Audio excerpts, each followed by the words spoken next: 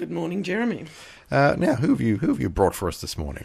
I'm going to talk about William Kuchs this morning. He was a man of German origin. He was born in Siersdorf in what's now Germany in the early part of the 19th century, 1825, and he and his wife, Sibilla, came to Warrnambool in 1858, though I think they had migrated to New York and perhaps met in New York or on the boat over and married in New York and then arrived in Melbourne.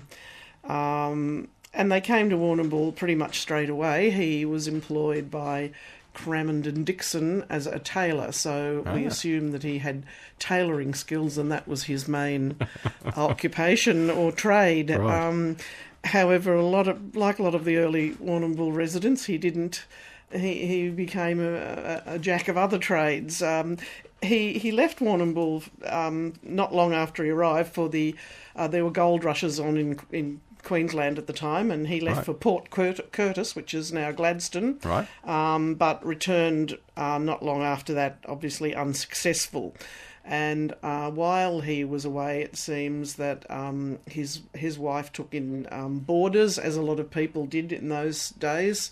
Warrnambool had a shortage of accommodation, and there were a lot of people advertising boarders. But on his return, he bought a bakery business from George Ferguson. That business was operating in Timor Street. Now, there were a lot of early bakers in Warrnambool. There were with several flour mills, and obviously the bread's a staple in diets. So there were a lot of early bakeries operating. You can still see some signs, can't you, above some of the old shops, which may not be going back that far, but certainly some of them are still there. Right. Yeah. But his developed into something bigger and better than most bakeries, and I'm wondering whether it's the German tradition of having particularly fancy pastry goods that might have contributed that, but also his wife Sibilla had a fair bit to do with the success of the building as well. The bakery, because after operating in Timor Street for a while, they move into Liebig Street, and he's operating by the 1870s out of a building on the east side of Timor Street, of Liebig Street, where Daisy Boutique and Mixed Clothing are near Materials Lane, near the crossing in the middle of block. Right, yeah. And it's about this time that Mrs. Kucks or Kucks's talents become evident, more because apparent, there's a sweet shop operating within the main business. Right. Prior to that, you could buy sweets and lollies in Warrnambool. They were mainly sold by fruiterers, though. So this is the first sort of dedicated pastry and sweets shop. Right. And it sounds delicious. The business is described a bit later on. William Kuchs Sr. operated the business for 30 or so years, and then two of his sons took over the business. And in 1896, it's described in the industrial exhibition Weekly Times Souvenir. A very large bakery trade is done by the firm, Mrs. Kucks brothers, priding themselves upon the quality of their goods. Everything is guaranteed to be of best class. In addition to their baking business, they go in largely for the manufacture of confectionery, making all varieties of cakes, including very fine wedding cakes and most excellent pastry. They have convenient refreshment rooms on their premises and provide all kinds of light refreshments in season to their customers, everything being neatly served. Right. They have a large connection with regular visitors. They cater for balls, picnics, banquets, teas, meetings of the Racing Club and Agricultural Society, and have a very high reputation in this line of work. They keep all classes of biscuits and lollies of the best imported as well as the purest Victorian manufactures. Right. Sounds pretty good. Classes of biscuits. I wonder what that means.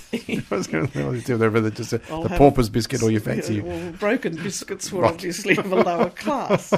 So when William Senior retired, probably in the 1880s, his sons took over the business. And two of his sons were also, they were served on the town council at the time. Right. And yes, there was a street named after the Kucks, probably the sons or the entire family. But the street name, unfortunately, has disappeared from our history. The street, there was a street in what later became Merivale. Merivale was originally the town common. When a street was put through, it was named after several councillors. There was Kucks, Evans, Dixon and Kennedy, I think. And when Merivale Drive was sort of straightened out and it became a residential suburb, those names disappeared. I think Davis Street is still there, but it's a sort of an anabranch that runs off Merivale Drive. But unfortunately, a couple of those councillors, their name disappeared, so we'll have to see if we can put them back on the list. So how was it spelled? Because there was some question, was there, as well, over the pronunciation of it? It's spelled Kucks.